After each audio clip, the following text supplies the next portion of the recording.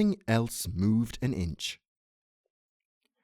El Lobo sat down and cried, partly because he was so cross, but mostly because his tummy did hurt quite a lot.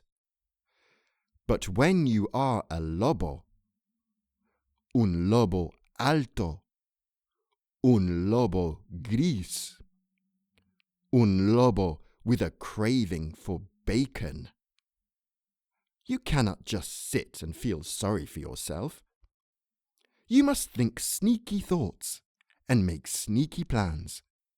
And this is just what El Lobo did.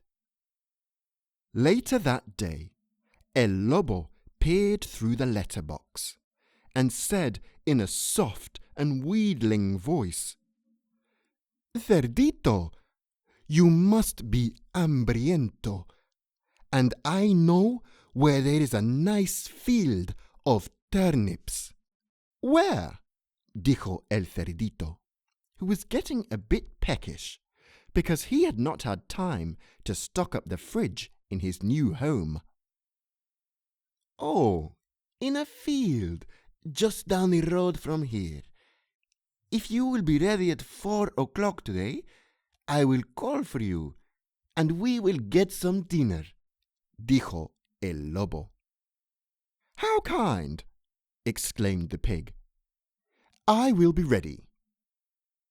El Alto, Gris, and by now very sleepy Lobo smiled a big, wolfy smile. Then he settled down on the doorstep for a snooze before his 4 o'clock snack. Behind la puerta, el Cerdito giggled quietly into his trotter and tiptoed out of the back door, down the road and into the turnip field. At 4 o'clock, El Lobo knocked a la puerta. "Cerdito, are you ready?" he said.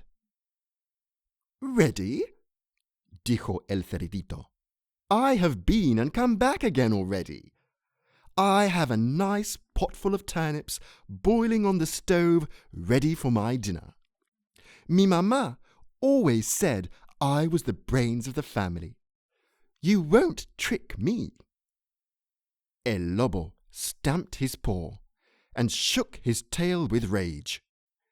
He lifted his head ready to howl and saw smoke blowing out of the Cerdito's chimney. El Lobo smiled, licked his labios, and climbed onto the roof. He stuck his long nose down the chimney and then slithered down head first, straight into the pot of bubbling turnips. El Lobo leapt out of the pot and danced around the room. El Lobo turned pink. Then he turned red. Then he turned purple. Steam poured out of his ears and nose. He opened his mouth to let out a howl of pain, and 2 very squashed and sticky Cerditos jumped out of his mouth and onto the floor. El Lobo didn't want bacon anymore. All he wanted to eat was ice, and all he wanted to drink was water. He rushed through la puerta and raced down the road and was never seen again.